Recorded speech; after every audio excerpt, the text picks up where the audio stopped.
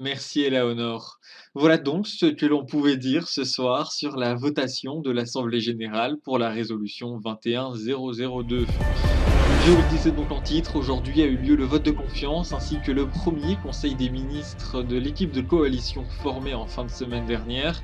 Le Polaro a donc un nouveau gouvernement plusieurs mois après les dernières élections législatives et municipales. Comment expliquer une telle attente? Quels sont les profils que compose cette nouvelle équipe? Et au premier d'entre eux, cet outsider devenu Premier ministre, quelle politique attendre de ce nouveau gouvernement qui se réclamerait plutôt d'une forme de continuité avec le précédent? C'est le dossier de votre 20h30.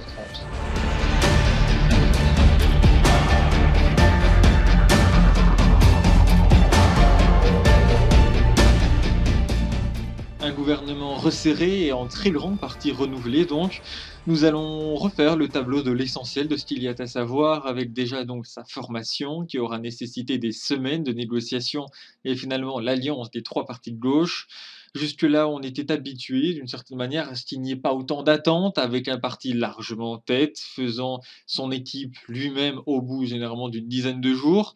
Ça, c'était le modèle devenu traditionnel pour le système politique polarien, sauf que cette fois-ci, les suffrages ont été trop éparpillés pour que cela soit possible, notamment par le renouvellement du mode de scrutin. Une longue attente donc, mais pour quel résultat au bout du compte? Yann Risbu, vous êtes à l'Assemblée nationale. Quelle a été l'ambiance là-bas à cette assemblée qui a donc validé la nouvelle équipe, un peu moins d'une semaine après l'annonce du pacte de gouvernement? Alors ici forcément l'atmosphère était plutôt au soulagement de voir qu'un nouveau gouvernement allait enfin être formé. Depuis les élections de cet automne et la perte de la majorité absolue par le Parti social-démocrate, l'exécutif, mené par Zoé Gallet depuis le changement de constitution en 2016, ne tenait pour ainsi dire que grâce à la clémence de la nouvelle législature. Garder Gallet Première ministre sera toujours mieux qu'avoir un gouvernement d'intérim sorti de nulle part, explique un ténor du Parti libéral, la droite qui donc restera dans l'opposition comme c'est le cas depuis 2013. Avec ce week-end, déjà l'annonce par communiqué qu'un accord avait été trouvé autour de la personnalité de Julien Lavicien, puis la conférence de presse pour présenter l'équipe, avec Lavicien ainsi que de sa nouvelle numéro 2, Caroline Nelly, ministre social-démocrate de la Culture et de l'Éducation qui est donc reconduite à ses fonctions. Ce sont donc ces annonces suivies du vote de confiance de ce matin qui ont définitivement clos cette période d'intérim. Dans ce cas, pourquoi a-t-on dû attendre aussi longtemps pour voir émerger le nouveau gouvernement, alors que pourtant le fait qu'aucun parti ne puisse obtenir la majorité absolue était prévu, voire même attendu par les observateurs? C'est que les négociations ont été bien plus compliquées que prévu, assure-t-on dans les états-majors des 3 partis qui s'allient donc aujourd'hui pour mener la politique du pays. Les sociaux-démocrates avaient déjà bien préparé le terrain avec Horizon commun, une nouvelle plateforme citoyenne se présentant comme le renouveau de la gauche, non pas pour faire concurrence au PSD, mais pour rajeunir et redynamiser un espace politique qui souffrait forcément de l'usure du pouvoir avec une première ministre en place depuis près de 5 ans, 8 ans si l'on prend en compte le mandat du président Aurélien Castle. Une alliance avait donc été prévue entre les deux formations, sauf qu'à l'issue des résultats ce n'était pas suffisant ni pour avoir une majorité absolue, ni même pour une majorité relative. À droite, l'alliance des libéraux et des écologistes formait même un bloc plus important. Faute d'alternative, les deux partis de gauche et centre-gauche ont donc dû se tourner vers la gauche radicale, l'Union socialiste, qui a elle fait une percée imprévue. Le contexte international a beaucoup joué, car entre l'élection de Jordan Wilson au Sunrise, ainsi que les craintes sur la dérive droitière de l'Encore, tout cela a renforcé les socialistes. Déjà pendant la campagne la tension était montée autour de cette thématique, avec la démission du porte-parole du Parti libéral, comparé à Nathan Pitcairn, comme étant, je cite, la droite qui mettra l'extrême droite au pouvoir, une comparaison en forme d'insulte pour la gauche, y compris pour les plus modérés. La formation d'un pacte de gouvernement a été plutôt longue, mais les 3 partis nous assurent que l'équipe présentée aujourd'hui a vocation à rester les 5 années de cette mandature. Un vœu aussi pieux que la paix en Rodina, s'amusent les libéraux, même si à gauche aussi on sait que ce sera difficile.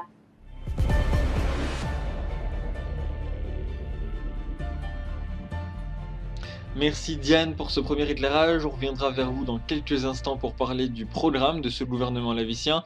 Mais avant, nous allons donc déjà nous intéresser au profil de ces nouveaux ministres, et déjà par celui du tout premier d'entre eux, le Premier ministre chef de l'exécutif depuis le changement de constitution en 2016. Le Polaro est en effet revenu à un modèle dit de la seconde fédération, c'est-à-dire un modèle provincialisé, où le pouvoir exécutif s'incarne par le Premier ministre à travers d'un régime parlementaire finalement assez classique. L'effacement du président Cassel a d'ailleurs marqué ce retour aux fondamentaux qu'il avait défendu lors de la présentation du nouveau texte constitutionnel en 2016. Un travail à l'époque, réalisé d'ailleurs avec la présidente de l'Assemblée nationale d'alors, Zoé Dialé, la première ministre sortante donc. On le voit clairement, la personnalité de Zoé Dialé était donc en fait assez naturelle pour incarner ce changement de ton. Elle qui était déjà bien connue pour son action parlementaire, notamment lors de la tentative de coup d'État au Altembourg, mais elle qui était également politique depuis de nombreuses années. Elle qui avait déjà un rôle de tout premier rang, son successeur d'une certaine manière est en fait tout l'inverse. Le Maletti titrait le lendemain de sa nomination que Julien Lavicien était un Premier ministre surprise, pardon, et ça représente assez bien finalement l'état d'étonnement qui a suivi l'annonce du choix du nouveau patron du gouvernement, puisque jusqu'à la semaine dernière, il n'était que le maire de Futimu élu il y a moins de 3 mois.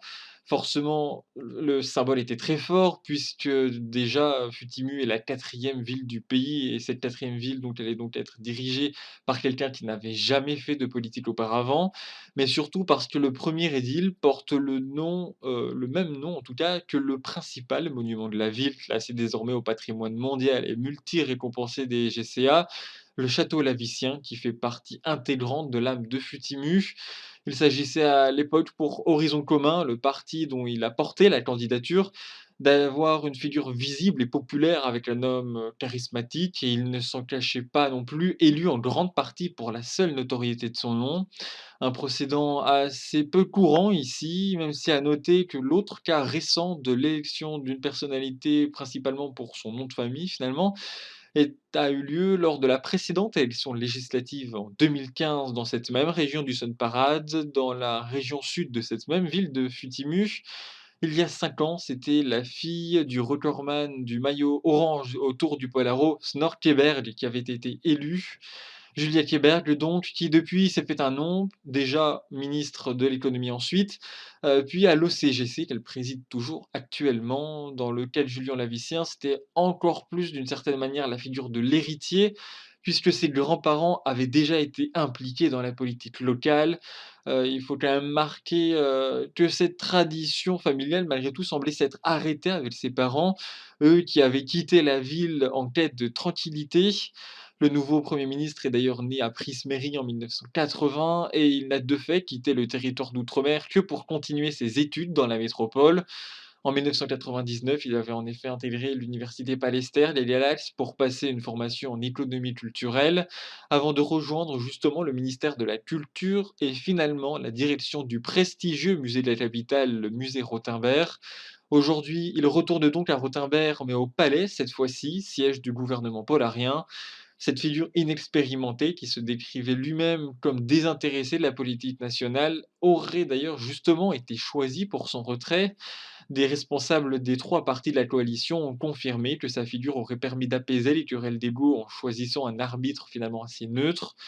Des 8 membres de sa nouvelle équipe, il n'en connaissait jusqu'à la semaine dernière qu'une seule, son actuelle numéro 2 du coup, Caroline Nelly, celle qui avait validé comme ministre de la Culture sa nomination à la tête du musée Rothenberg à l'époque. Et justement, la ministre de l'Éducation et de la Culture du gouvernement Gallet, qui conserve donc son poste dans le gouvernement lavicien en devenant même la numéro 2 dans l'ordre protocolaire. Ses relations étaient compliquées avec Zoé Gallet, notamment autour de l'organisation de l'exposition universelle de 2019, comme le Maliti l'avait alors détaillé à l'époque. Le profil du nouveau Premier ministre devrait au contraire en faire un binôme central de la nouvelle équipe, une promotion pour celle qui s'était vue auréolée d'avoir fait accepter le château Lavicien en patrimoine mondial, et qui devra donc porter l'agenda culturel du gouvernement. Nous le verrons un tout petit peu après avec Diane Risbu. Axel Lefort, lui, était jusque-là représentant du Polaro auprès de l'OCGC. Il devient donc désormais le diplomate en chef du pays. Le député de Verbania, Benjamin Karelys, prend un poste important, l'économie et l'innovation, mais qui a surtout été en fait marqué récemment par deux figures. Déjà celle d'Elisa Villotey, décédée en fonction en décembre 2016 lors du crash du vol inaugural entre Galax et Argos de la compagnie Polaire. Un crash dont l'enquête est toujours en cours d'ailleurs. Et la deuxième figure est forcément celle de Julia Keberg, dont nous on a déjà parlé, qui a été ministre un peu moins de 2 ans avant de rejoindre le comité économie. Deuxième personnalité d'horizon commun à rejoindre le gouvernement, c'est la géographe Alberta Calestano, qui prend la tête d'un grand pôle aménagement du territoire, agriculture et environnement.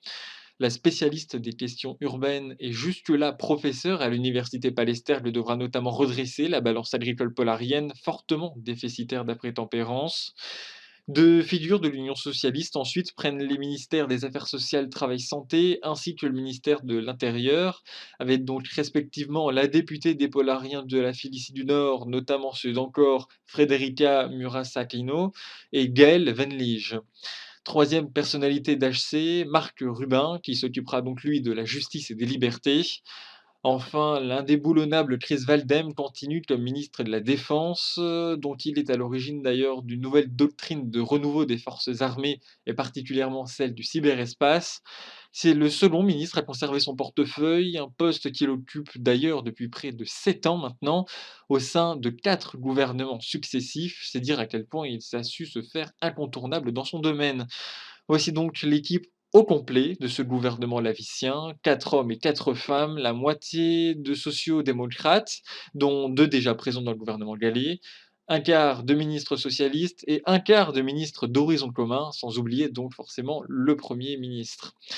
Voici donc ce nouveau gouvernement du Polaro, mais pourquoi faire? Plusieurs priorités ont été affichées lors de l'annonce de l'équipe, ou même encore cet après-midi à l'Assemblée nationale. L'Assemblée nationale où justement on va retrouver de suite Diane Risbut. Vous êtes toujours en direct. Est-ce que vous pouvez un petit peu nous présenter les futurs projets de cette nouvelle équipe? Si les questions de personnalité bloquaient lors des négociations, le programme a lui été convenu assez rapidement puisqu'il n'y a finalement pas de grande rupture idéologique entre les trois partis de la coalition. Tous se rejoignent déjà pour demander à l'Union philicienne d'être bien plus ambitieuse dans ses projets, alors que leur système de calcul dans Tempérance les rend désormais fondamentaux pour les classements internationaux. Le rayonnement de la Filicie se fera par l'UP, ou ne se fera pas, a défendu l'ex-bourgmestre de Futimu, Julien Lavicien, qui rencontrera Tamara Holkins en milieu de semaine avant de se rendre ensuite à Tachaé, la capitale de l'Arada, pour faire connaissance avec le Premier ministre Joachim Beltran. Un nouveau signe de la proximité entre deux pays qui partagent en effet une ligne diplomatique assez similaire, notamment vis-à-vis de la question ancérienne. Justement sur l'Ancor, la crise qui avait en partie coûté sa place à Zoé Gallet a entraîné une sorte de flottement entre les deux pays avec le changement d'exécutif ici, même si le vote en faveur de la résolution 21-002 montre que le rapport de force se poursuit. Le nouveau ministre des Affaires étrangères, Axel Lefort, souligne pourtant que l'Ancor n'est pas un ennemi, mais un allié de longue date du Polaro. Selon nos informations, la diplomatie polarienne souhaiterait jouer l'apaisement, mais si Weltamburi crée les conditions de son exclusion de l'Union philicienne, nous n'aurons aucune réserve à plaider pour sa sortie, glisse en off un conseiller diplomatique du palais Rothenberg. Sur le plan intérieur, la priorité devrait être, comme vous en avez déjà parlé, de rétablir la balance agricole. On a ensuite entendu pêle-mêle des plans pour améliorer le tourisme ou encore la recherche, mais plus de détails seront communiqués dans les prochains mois, a précisé le Premier ministre lavicien. Merci Diane, vous étiez en direct depuis l'Assemblée nationale. C'était donc l'essentiel de ce que l'on pouvait dire à propos de ce nouveau gouvernement. Et voilà une annonce qui donnera certainement du travail supplémentaire à cette nouvelle équipe. Le comité Histoire a annoncé la relance du jugement des inventions ainsi que leur intégration prochaine dans le calcul des ressources de l'OCGC.